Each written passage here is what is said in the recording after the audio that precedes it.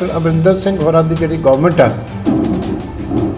बड़ी measurably fail हुई है और मैं मंग करदा कि इहदी हाई लैवल की जुडिशियल जांच होनी चाहिए है और उस तो पहला जिहड़े मंत्री ने आशू जी उन्होंने हटाना चाहिए। ना तो साडा जिमीदार जिहड़ा मानसिक तौर पर या टैक्नीकल तौर पर उन्ना प्रिपेयर्ड है कि बेचारा कर सके, ना ही साडा आड़तीआ प्रिपेयर्ड है। साडा ही पैसा साडियां जुत्तियां साडे ही सिर भी। एक तो इत्थे बंदा वैसे मंडी 'च बैठा दुखी है, एक जो अखबार खोलता तो मुख्यमंत्री साहब के दर्शन करता तो नाल लिखा होंदा जी सारे प्रबंध मुकम्मल।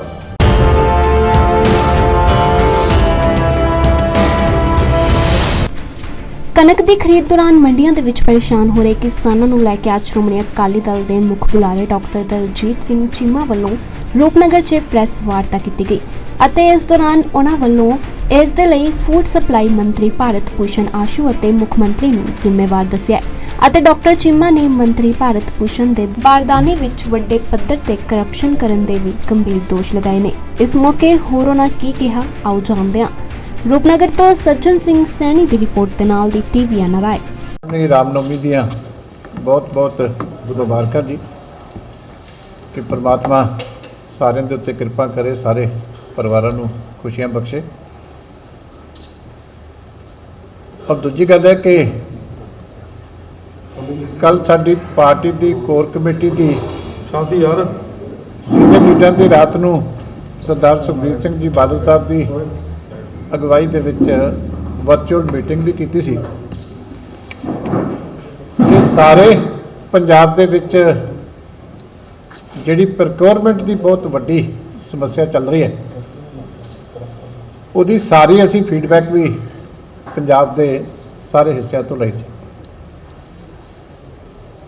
कणक की जिहड़ी फसल है बड़ी साफ सुथरी फसल है क्योंकि झोने वेले कई तरह दी समस्यावां आउंदियां ने, मॉइस्चर दियां होर समस्यावां क्वालिटी दियां। पर लंबा समा असीं भी सरकार दे विच रहे हाँ, कणक की परचेज के उत्ते कदी भी कोई ज़्यादा दिक्कत अज तक नहीं आई सी। पर बड़ा अफसोस है कि इस वेले जो किसानी की हालत है सारे पंजाब की मैं गल कर रहा कि 3 मेजर समस्या जिहड़ियां ने वो सारे पंजाब दे विच देखने को मिलदियां ने। साडे रोपड़ दियां भी ज़्यादातर मंडियां दे विच सेम कंडीशन। पहली तो है कि बारदाने की बहुत वड्डी दिक्कत है। दूसरी है कि लिफ्टिंग की बहुत वड्डी दिक्कत है। और तीजी जिहड़ी है जिथे विक चुकी है जिनस उत्थे पेमेंट की उस तो भी वड्डी दिक्कत है। हुण प्रोक्योरमेंट दे विच 3 ही स्टैप होंदे मेन और तिन्नां दे उत्ते मैं कह सकदा कि कैप्टन अमरिंदर सिंह होरां दी जिहड़ी गवर्नमेंट है बड़ी मेजरेबली फेल हुई है। और ये जिहड़ी समस्या है ये नहीं कि सहबन कोई समस्या खड़ी हो गई, ये करप्शन का इशू है बहुत बड़ा। और जान बुझ के जिहड़ी है सिस्टमैटिक तरीके दे नाल बारदाने की शॉर्टेज क्रिएट की गई। क्योंकि साडे वेले भी सानूं याद है कि 4-4 महीने पहला जिहड़ा जूट बैग्स के जिहड़े आ वो सप्लाई पहुँच जाती सी सीजन तो पहला। जिहड़े जूट बैग की परचेज है इहदा कोई ज़्यादा दिक्कत नहीं होंदी क्योंकि गवर्नमेंट ऑफ इंडिया इहदा रेट फिक्स कर दिंदी है। स्टेटां ने सिर्फ कोआर्डीनेट करना हुंदा कि तुसीं कितनी सप्लाई चाहिए है। इस करके जिथे तुहानूं कोई टेंडरिंग ना करनी पवे, कोई वखरा होर काम ना करना पवे, उत्थे गवर्नमेंट नूं परचेज करनी सब तो सौखी होंदी। गवर्नमेंट ऑफ इंडिया के रेट फिक्स होंदे आ, तुसीं सिर्फ कोआर्डीनेशन करके कि सानूं इन्नी सप्लाई चाहिए है तो 4-4 महीने पहला जिहड़े आ वो सप्लाई साडे पहुँच जाती सी। कभी भी बारदाने की इस तरह दिक्कत नहीं आउंदी सी। पर इस बारी जान बुझ के स्कारसिटी क्रिएट की गई और मैं कह सकता कि भारत भूषण आशू जिहड़ा मिनिस्टर है वो सीधे तौर पर इस क्रिमिनल जिहड़ी कॉन्स्पिरेसी है इहदे वास्ते जिम्मेवार है। लास्ट मोमेंट तक स्कारसिटी क्रिएट की गई, घाट क्रिएट की गई ताकि जो लोकल परचेज जिहड़ी PPE बैग्स की है, प्लास्टिक के बैग जिहड़े ये कीते जा सके। क्योंकि रूटीन च तुसीं नहीं परचेज कर सकते जो पता तुहानूं जूट पैक्स अवेलेबल है वो तुहानूं उहदा रेट तुसीं चेंज नहीं सी कर सकते तो तुसीं हालात इहो ਜਿਹੇ पैदा कर दिते कि अखीर तक ਉਹਦਾ ਆਰਡਰ टाइमली प्लेस करो तो फिर कहो जी हुण होर कोई चारा नहीं तो हुण सानूं लोकल मार्केट दे विचों प्लास्टिक के बैग खरीदने पैने आ क्योंकि ਉਹਦੇ ਵਿੱਚ कमीशन मिलती है वड्डी करप्शन होंदी है तुसीं जाणदे हो कि ਜਿਹੜੀਆਂ लोकल लैवल के उत्ते एमरजेंसी परचेजेस ਹੁੰਦੀਆਂ ने ਉਹਦੇ ਵਿੱਚ ਕਿੱਡੇ ਕਿੱਡੇ ਵੱਡੇ ਜਿਹੜੇ ਆ ਉਹ ਕੱਪੜੇ ਜਿਹੜੇ ਆ ਉਹ ਕੀਤੇ ਜਾਂਦੇ इस करके एक गवर्नमेंट की सैल्फ क्रिएटेड समस्या और मैं मांग करदा कि यदि हाई लैवल की जुडिशियल जांच होनी चाहिए है और उस तो पहला जिहड़े मंत्री ने आशू जी उन्होंने हटाना चाहिए इमीडिएटली उन्होंने हटा के क्योंकि किसान ने एड्डी वड्डी मेहनत की है और अज मेहनत करके किसान पहला गवर्नमेंट ऑफ इंडिया के खिलाफ बेचारा महीना बद्धी उत्ते राजधानी के बॉर्डर पर बैठा हुण अपनी मेहनत करके फसल लैके उत्तों मौसम देखो किन्ने खराब है अज साडे सारे मेरे साथी जिला प्रधान शहरी भी बैठे हैं देहाती भी बैठे हैं सर्कलों के सारे मेरे प्रधान साहबान बैठे हैं अज भी सवेर दे सारियां मंडियां दे विच आए रविंदर सिंह खेड़ा साडे पुरकाली मंडी दे विच अपनी भी इन्हां दी आड़त अज भी सवेरे सारिया मंडियों के विच जाके आया तो किन्नी तरसयोग हालत है कि तरपालां भी जिहड़ियां उत्थे नहीं हैगियां शैड तो सोचने की है तरपालां भी ना होण तो दसो नुकसान जिहड़ा एडा वड्डा हो रहा उसदी भरपाई जिहड़ी है वो कौन करूगा एक तो मैं आशू जी नूं कहना कि इमीडिएटली अस्तीफा दे देना चाहिए नहीं तो उन्होंने हटा देना चाहिए और ये जानबूझ के प्रॉब्लम क्रिएट की गई यदि हाई लैवल की जुडिशियल जांच होनी चाहिए है ताकि सारे तत्थ जिहड़े आ वो लोगों के सामने आ सकन और सारी करप्शन जिहड़ी है इनू एक्सपोज किया जा सके दूजी वड्डी समस्या है कि इन्होंने सिस्टम इंट्रोड्यूस कर लिया कि पोर्टल के उत्ते तुहानूं जिहड़ा अपलोड करना पेगा ना तो साडा जिमीदार जिहड़ा मानसिक तौर पर जां टैक्नीकल तौर पर उन्हां प्रिपेयर्ड है कि वो बेचारा कर सके ना ही साडा आड़तीआ प्रिपेयर्ड है और ना ही उन्होंने कोई ट्रेनिंग या किसी तरह की कोई पहले दी गई कि उन्होंने की रिक्वायरमेंट्स है किमें अपना किमें उस स्टाफ को एजुकेट कर लें क्योंकि उन्होंने कोल बड़े बड़े पुराने तजर्बेकार मुनीम काम करते हैं जिन्होंने लिखती काम करने के माहिर आ पर वो बेचारे पुराने समय के पढ़े हुए उन्होंने जी मॉडर्न टैक्नोलॉजी है वही जी है अवेयरनेस नहीं है और दूजी गल है कि सारिया मंडियां दे विच पिंडां दे विच नैट की भी जी है इक्को जी सहूलत नहीं है रोपड़ दे विच होर आ तुसीं आ अभियाने वाले साडे वर्मा जी बैठे हैं इन्हों दे मैं जाके आया उत्थे ये कहते जी असी सारा रात बैठे रहने साइट खुलती नहीं तो एक भी एंट्री जी है वो होंगी नहीं तो जिन्स जी है वो बेच चुके किन्ने 9 करोड़ की सेल होगी तख्तगढ़ मंडी की बैलेंस हाँ कली तख्तगढ़ मंडी की कहते भी 9 करोड़ की जी कली बैलेंस पेमेंट है कली तख्तगढ़ मंडी की रही है 1 करोड़ की सिर्फ हुई रीजन की है कि सारी रात बेचारे बैठे रहते हैं आड़ती भी किसान भी तो कितने घंटा कोई साइट खुलती है क्योंकि यहो ਜਿਹੇ टाइम के उत्ते इस तरह का सिस्टम इंस्टॉल कर लेना जिहदा सर्वर काम नहीं कर रहा तो वही परेशानी जी है वो थले जी है किसान को फेस कर रही एक कली एक था नहीं सारे पंजाब की समस्या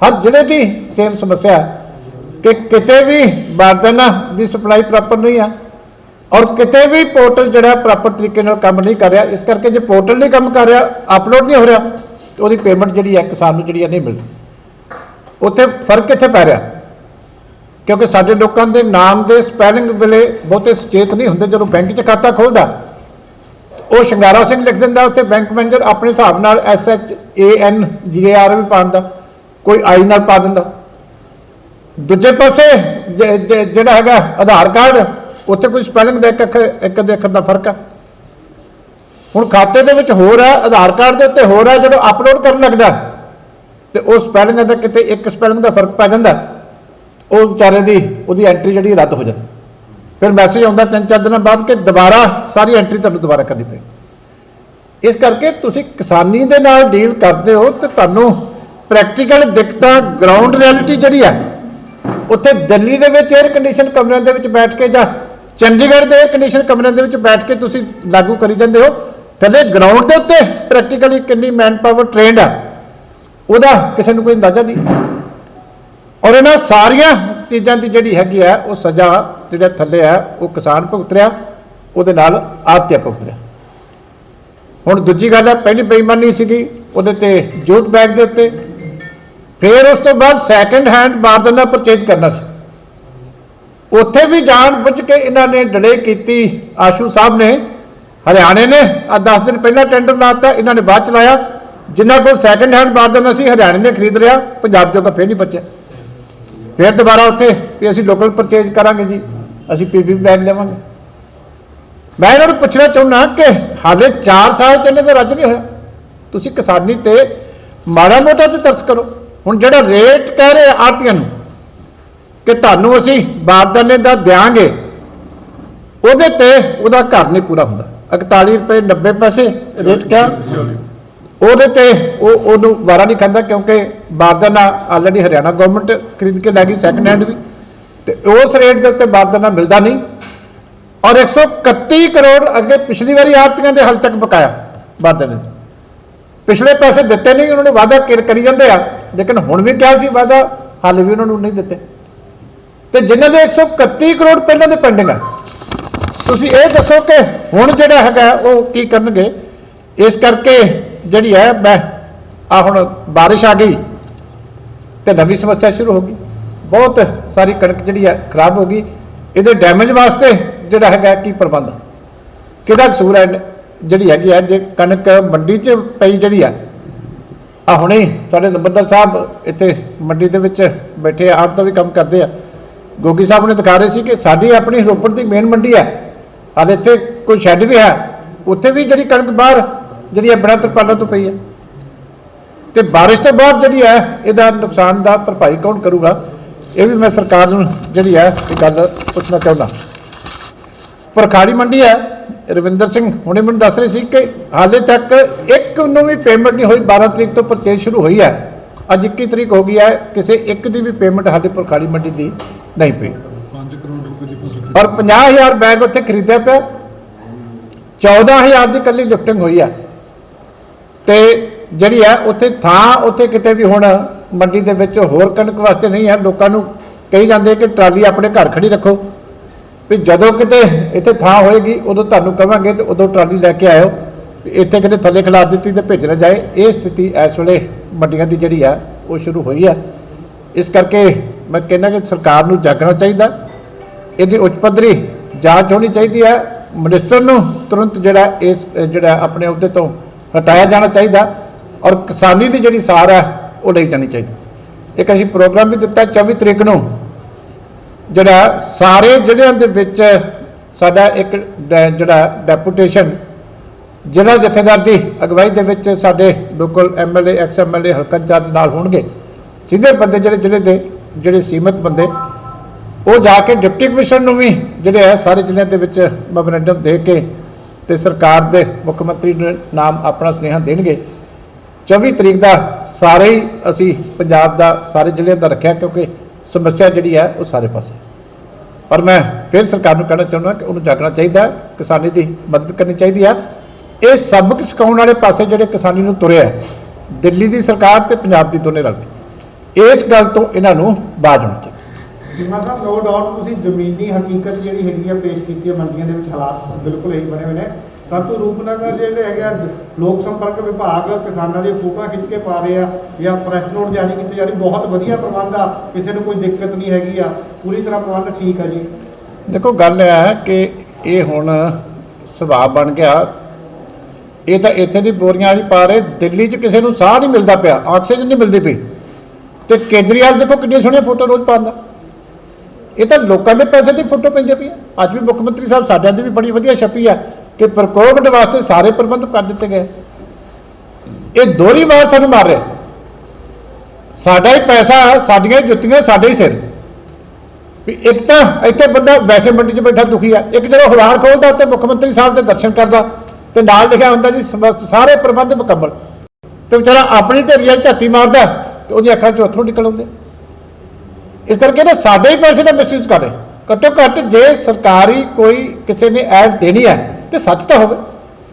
ਜੇ ਪਬਲਿਕ ਦਾ ਪੈਸਾ ਖਰਚਣਾ ਹੈ ਤਾਂ ਸੱਚੀ ਗੱਲ ਤੇ ਖਰਚੋ। ਝੂਠ ਨੂੰ ਜਿਹੜਾ ਲੋਕਾਂ ਦੀ ਮੁਸ਼ਕਲ ਹੈ ਉਹਨੂੰ ਤੁਸੀਂ ਦਬਾਉਣ ਵਾਸਤੇ ਉਹਨਾਂ ਦਾ ਹੀ ਪੈਸਾ ਲੋਕਾਂ ਤੇ ਲਾਓ, ਇਹ ਬਿਲਕੁਲ ਅਨੈਤਿਕਲ।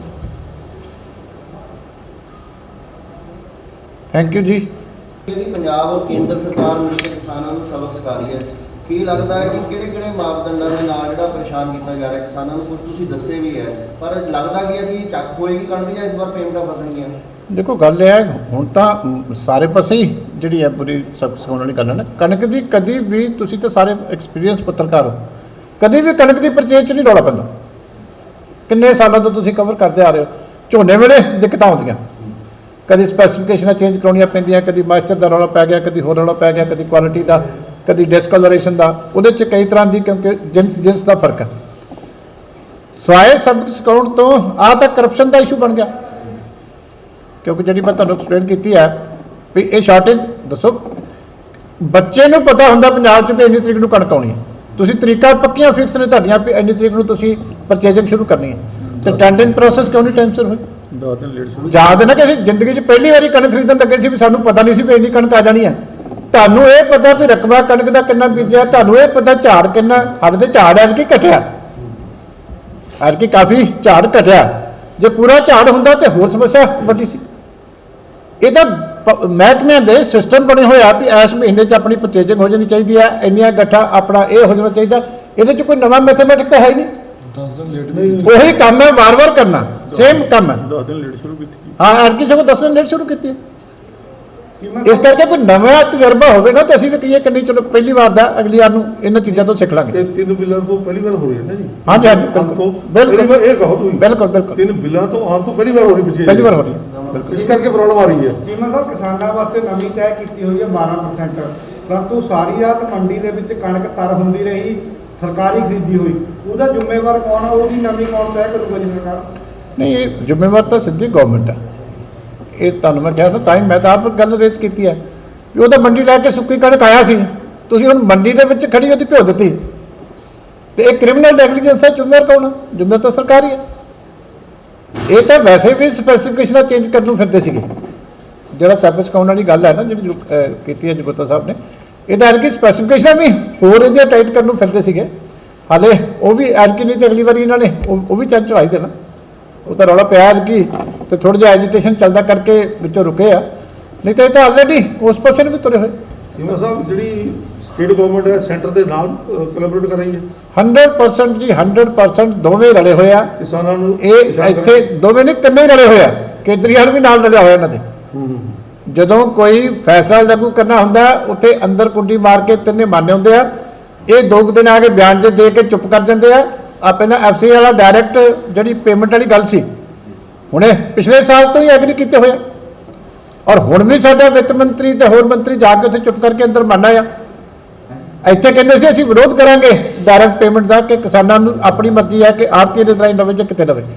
ਤੇ ਜਦੋਂ ਪਿਊਸ਼ ਗੋਇਲ ਨਾਲ ਮੀਟਿੰਗ ਕਰਕੇ ਆਏ ਤੇ ਸਾਡੇ ਵਿੱਤ ਮੰਤਰੀ ਸਾਹਿਬ ਕਹਿੰਦੇ ਜੀ ਅਸੀਂ ਬੜੇ ਸੰਤੁਸ਼ਟ ਆ। ਸੰਤੁਸ਼ਟ ਕਿਸ ਗੱਲ ਤੋਂ? ਵੀ ਫੈਸਲਾ ਉਹਨਾਂ ਦਾ ਕੇਂਦਰ ਸਰਕਾਰ ਦਾ ਲਾਗੂ ਹੋ ਗਿਆ। ਤੇ ਜਦੋਂ ਪੰਜਾਬ ਆਏ ਤੇ ਫਿਰ ਕਹਿੰਦੇ ਜੀ ਧੱਕਾ ਹੋ ਰਿਹਾ। ਇਸ ਕਰਕੇ ਸਾਰੇ ਰਲੇ ਹੋਏ। ਚੀਮਾ ਸਾਹਿਬ, ਪੰਜਾਬ ਸਰਕਾਰ ਵੱਲੋਂ ਗਾਈਡਲਾਈਨਾਂ ਜਿਹੜੀ ਨਵੀਆਂ ਜਾਰੀ ਕੀਤੀਆਂ ਕਰੋਨਾ ਨੂੰ ਲੈ ਕੇ, ਕਿਵੇਂ ਦੇਖਦੇ ਹੋ? ਕਾਫੀ ਲੋਕਾਂ ਦੇ ਵਿੱਚ ਸਵਾਲ ਵੀ ਉੱਠ ਰਹੇ ਸੀ ਲੈ ਕੇ। ਦੇਖੋ ਗੱਲ ਇਹ ਹੈ ਕਿ ਕਰੋਨਾ ਦੀ ਜਿਹੜੀ ਮੈਨੇਜਮੈਂਟ ਹੈ ਸ਼ੁਰੂ ਤੋਂ ਹੀ ਸਵਾਲਾਂ ਦੇ ਘੇਰੇ 'ਚ ਹੈ। ਚਾਹੇ ਗਵਰਨਮੈਂਟ ਆਫ ਇੰਡੀਆ ਦੀ ਸੀਗੀ, ਚਾਹੇ ਸਟੇਟ ਗਵਰਨਮੈਂਟਾਂ ਦੀ ਸੀਗੀ। ਇਹਨਾਂ ਗਵਰਨਮੈਂਟਾਂ ਨੇ ਆਪਣੀਆਂ ਕਮਜ਼ੋਰੀਆਂ ਨੂੰ ਕਰੋਨਾ ਦੇ ਵਿੱਚ ਛੁਪਾਉਣ ਦਾ ਜਿਹੜਾ ਇੱਕ ਬੜਾ ਵਧੀਆ ਹੱਥਕੰਡਾ ਲੱਭ ਲਿਆ। ਵੀ ਲੋਕਾਂ ਦੇ ਰਾਈਟ ਜੇ ਕਰਬ ਕਰਨੇ ਹੋਣ ਤੇ ਸਭ ਤੋਂ ਵਧੀਆ ਤਰੀਕਾ ਹੈ ਕਿ ਤੁਸੀਂ ਕਰੋਨਾ ਦੇ ਆੜ ਦੇ ਵਿੱਚ ਉਹਨਾਂ ਦੇ ਰਾਈਟਸ ਨੂੰ ਕਰਬ ਕਰੋ। ਜਦੋਂ ਪਹਿਲਾ ਲਾਕਡਾਊਨ ਜਿਹੜਾ 60 ਦਿਨ ਤੋਂ ਵੱਧ ਲੱਗਿਆ ਸੀ, ਉਹਨੇ ਸਾਬਤ ਕਰ ਦਿੱਤਾ ਕਿ ਇਕੱਲਾ ਲਾਕਡਾਊਨ ਨਾਲ ਕੋਈ ਫਰਕ ਨਹੀਂ ਪੈਂਦਾ। ਤੇ ਹੁਣ ਫਿਰ ਤੁਸੀਂ ਲੋਕਾਂ ਦੀ ਆਰਥਿਕਤਾ ਨੂੰ ਤਬਾਹ ਕਰਨ ਵਾਲੇ ਪਾਸੇ ਕਿਉਂ ਤੁਰੇ ਹੋ? ਕੀ ਲੌਜਿਕ ਹੈ ਨਾਈਟ ਕਰਫਿਊ ਦਾ? ਮੈਂ ਪੁੱਛਣਾ ਚਾਹੁੰਦਾ, ਜਿਹੜਾ ਮਰਜ਼ੀ ਮੁੱਖ ਮੰਤਰੀ ਮੇਰੇ ਨਾਲ ਬਹਿਸ ਕਰ ਲਓ। ਲੌਜਿਕ ਕੀ ਹੈ? ਵੀਕਐਂਡ ਜਾ ਆ ਜਿਹੜੀ ਪੈਨਿਕ ਕ੍ਰੀਏਟ ਕੀਤੀ ਚੰਡੀਗੜ੍ਹ ਐਡਮਿਨਿਸਟ੍ਰੇਸ਼ਨ ਨੇ, ਲਾਕਡਾਊਨ ਲਾ ਕੇ ਦਿੱਲੀ ਨੇ, ਆ ਦੇਖੋ ਹੁਣ ਲੱਖਾਂ ਦੀ ਗਿਣਤੀ ਦੇ ਵਿੱਚ ਮਜ਼ਦੂਰ ਜਿਹੜੇ ਆ ਫਿਰ ਪਲਾਇਨ ਕਰਨ ਲੱਗੇ। ਕਿ ਇਹਦੇ ਨਾਲ ਕਰੋਨਾ ਨਹੀਂ ਵਧੇਗਾ? ਉਹਨਾਂ ਦੀ ਆਰਥਿਕਤਾ ਤੁਸੀਂ ਤਬਾਹ ਕਰੀ ਜਾਂਦੇ ਹੋ। ਜਿਹੜੀ ਲੋੜ ਸੀ ਹਸਪਤਾਲਾਂ ਦੇ ਉੱਤੇ ਆਕਸੀਜਨ ਦੇ ਉੱਤੇ ਕੰਸਨਟਰੇਟ ਕਰਨ ਦੀ, ਕਿਉਂ ਆਕਸੀਜਨ ਦੀ ਘਾਟ ਆਉਣੀ ਸ਼ੁਰੂ ਹੋਈ ਹੈ? ਇਹਨਾਂ ਨੇ ਕਿਉਂ ਨਹੀਂ ਪਲੈਨਿੰਗ ਕੀਤੀ? ਇਹਨਾਂ ਦਾ ਕੰਮ ਨਹੀਂ ਸੀ। ਟਰਸ਼ਰੀ ਕੇਅਰ ਹਸਪਤਾਲਾਂ ਦੀ ਬੈਟਰ ਹੋਵੇ ਕਿ ਜਿਹੜੇ 2% ਪੇਸ਼ੈਂਟ ਗੰਭੀਰ ਹੁੰਦੇ ਆ ਉਹਨਾਂ ਦਾ ਇਲਾਜ ਚੰਗੀ ਤਰ੍ਹਾਂ ਹੋਵੇ। ਹੈ ਕਿਤੇ ਪ੍ਰਬੰਧ? ਕਿਤੇ ਨਹੀਂ। ਜਦੋਂ ਮਰਜ਼ੀ ਕੇਸ ਵੱਧਦੇ ਆ ਸਾਨੂੰ ਟੈਲੀਫੋਨ 50 ਥਾਂ ਕਰਨੇ ਪੈਂਦੇ ਵੀ ਯਾਰ ਬੈੱਡ ਦੇ ਦਿਓ। ਮਤਲਬ ਇੱਕ ਇਲਾਜ ਦਾ ਕੋਈ ਪ੍ਰਬੰਧ ਵਾਲੇ ਪਾਸੇ ਤੁਸੀਂ ਧਿਆਨ ਨਹੀਂ ਦਿੱਤਾ, ਆਕਸੀਜਨ ਵਾਲੇ ਪਾਸੇ ਪ੍ਰਬੰਧ ਦਾ ਤੁਸੀਂ ਕੋਈ ਜਿਹੜਾ ਤੁਹਾਡਾ ਬੰਦਾ ਸੀ ਉਹ ਧਿਆਨ ਨਹੀਂ ਕੀਤਾ, ਤੇ ਸਾਰਾ ਜ਼ੋਰ ਕਿਹੜੇ ਤੇ ਰਹਿੰਦਾ, ਆਹ ਦੁਕਾਨ ਬੰਦ ਕਰਾ ਦਿਓ, ਆਹ ਦੁਕਾਨ ਖੋਲ ਦਿਓ, ਆਹ ਦੁਕਾਨ ਬੰਦ ਕਰ ਦਿਓ। ਇਹਦੇ ਨਾਲ ਕੀ ਫਰਕ ਪਊਗਾ? ਵੈਕਸੀਨੇਸ਼ਨ ਤੁਹਾਡੀ ਕੱਲ ਹੈਲਥ ਮਿਨਿਸਟਰ ਦਾ ਬਿਆਨ ਸੀ ਵੀ 1 ਦਿਨ ਦੀ ਰਹਿ ਗਈ, ਕਿਉਂ ਨਹੀਂ ਵੈਕਸੀਨੇਸ਼ਨ ਦਾ ਉੱਤੇ ਧਿਆਨ ਦਿੱਤਾ ਗਿਆ? ਜੇ ਰਸ਼ੀਆ ਦੇ ਨਾਲ ਸਮਝੌਤਾ ਕਰਨਾ ਸੀ ਵੈਕਸੀਨ ਦਾ, ਤਾਂ ਪਹਿਲਾਂ ਕਿਉਂ ਨਹੀਂ ਕੀਤਾ? ਇੰਨੇ ਮਹੀਨੇ ਹੋ ਗਏ, ਰਸ਼ੀਆ ਸਾਰਾ ਲਾ ਕੇ ਵਿਹਲਾ ਹੋ ਗਿਆ। ਤੁਸੀਂ ਇਸੇ ਈਗੋ 'ਚ ਰਹਿ ਕੇ ਅਸੀਂ ਆਪਣਾ ਬਣਾਵਾਂਗੇ ਤੇ ਆਪਣਾ ਕਰਾਂਗੇ। ਬਿਮਾਰੀ ਦੇ ਵਿੱਚ ਜਿੱਥੋਂ ਟੀਕਾ ਮਿਲਦਾ ਹੋਵੇ ਲੈ ਕੇ ਲਾਉਣਾ ਚਾਹੀਦਾ। ਨਾ ਵੈਕਸੀਨੇਸ਼ਨ ਤੇ ਧਿਆਨ, ਨਾ ਹਸਪਤਾਲਾਂ ਦੇ ਵਿੱਚ ਆਪਣੀ ਆਕਸੀਜਨ ਪੂਰੀ ਕਰਨ ਤੇ ਧਿਆਨ, ਨਾ ਸਟਾਫ ਨੂੰ ਪ੍ਰੋਪਰ ਟ੍ਰੇਨਿੰਗ ਦੇਣ ਤੇ ਧਿਆਨ, ਨਾ ਸਟਾਫ ਦੀ ਸੁਰੱਖਿਆ ਦੇ ਉੱਤੇ ਧਿਆਨ, ਨਾ ਟੈਸਟ ਦੀ ਕੇਅਰ ਦੇ ਉੱਤੇ ਧਿਆਨ। ਤੇ ਦੱਸੋ ਕਰੋਨਾ ਕਿੱਥੇ ਕੰਟਰੋਲ ਹੋ ਗਿਆ? ਪੰਜਾਬ ਵੱਡਾ ਇਸ਼ੂ ਹੈ ਜਿਹੜਾ ਰੈਮਡੈਸਿਵਿਰ ਜਿਹੜਾ ਇੰਜੈਕਸ਼ਨ ਹੈਗਾ ਉਹਨੂੰ ਲੈ ਕੇ ਬੜੇ ਵੱਡੇ ਸਵਾਲ ਹੈ, ਕਿਉਂਕਿ ਪ੍ਰਾਈਵੇਟ ਜਿਹੜੀ ਮੈਡੀਕਲ ਸਟੋਰਾਂ ਦੇ ਉੱਤੇ ਤਾਂ ਉਹ ਅਵੇਲੇਬਲ ਹੈ ਹੀ ਨਹੀਂ, ਸਰਕਾਰ ਦੇ ਕੋਲ ਵੀ ਉਹ ਇੰਜੈਕਸ਼ਨ ਅਵੇਲੇਬਲ ਨਹੀਂ ਹੈ।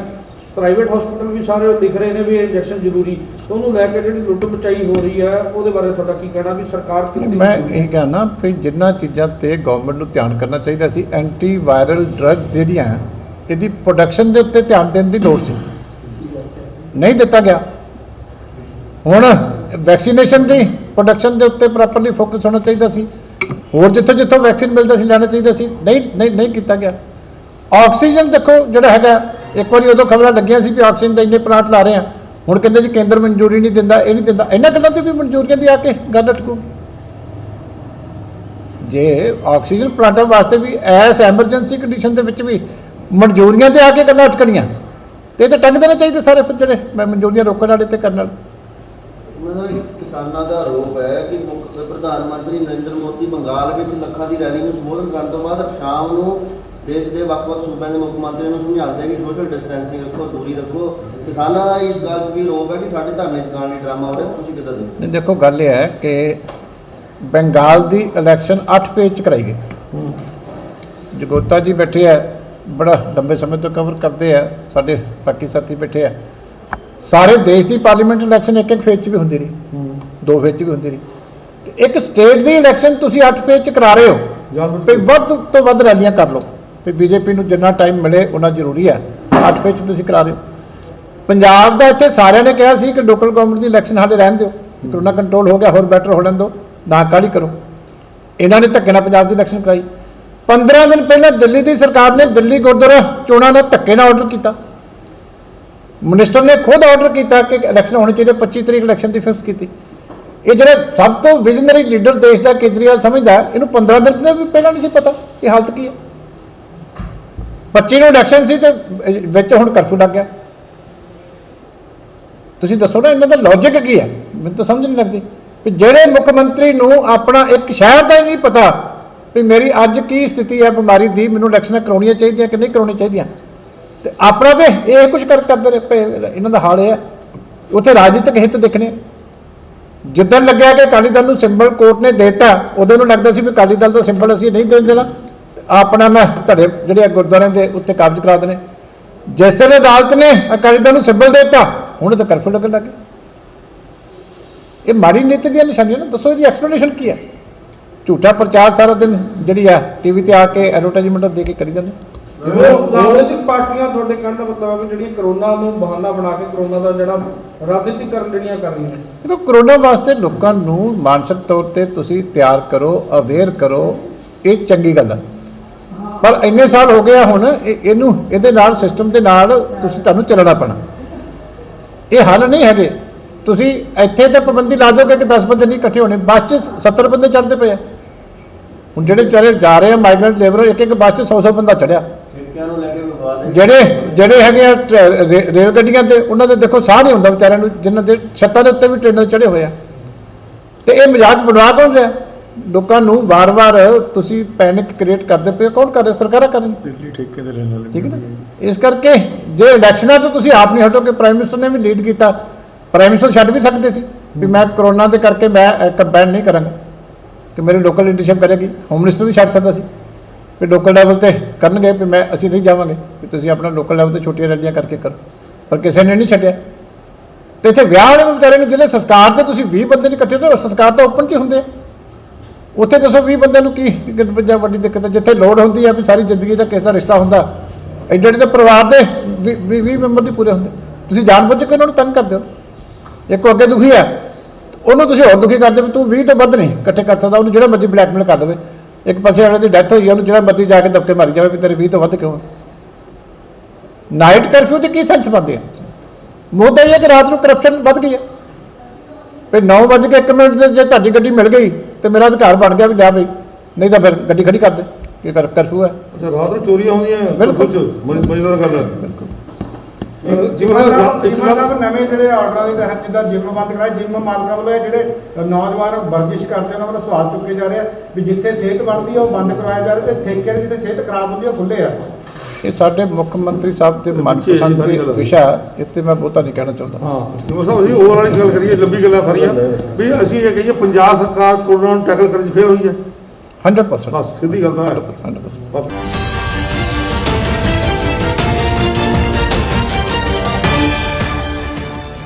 ਕਹਿੰਦੇ ਨੇ ਜਿਵੇਂ ਕਿਸੇ ਫੁੱਲ ਨੂੰ ਮਹਿਕਣ ਲਈ ਉਹਦਾ ਖਿੜ ਜਾਣਾ ਜ਼ਰੂਰੀ ਹੁੰਦਾ ਹੈ, ਉਵੇਂ ਹੀ ਕੋਈ ਰਿਸ਼ਤਾ ਨਿਭਾਉਣ ਲਈ ਉਹਦਾ ਮਿਲ ਜਾਣਾ ਜ਼ਰੂਰੀ ਹੁੰਦਾ ਹੈ। ਸੋ ਰਜਿਸਟਰ ਕਰੋ ਜੀ ਸਾਨੂੰ ਸਾਡੀ ਵੈਬਸਾਈਟ nrimb.com ਤੇ।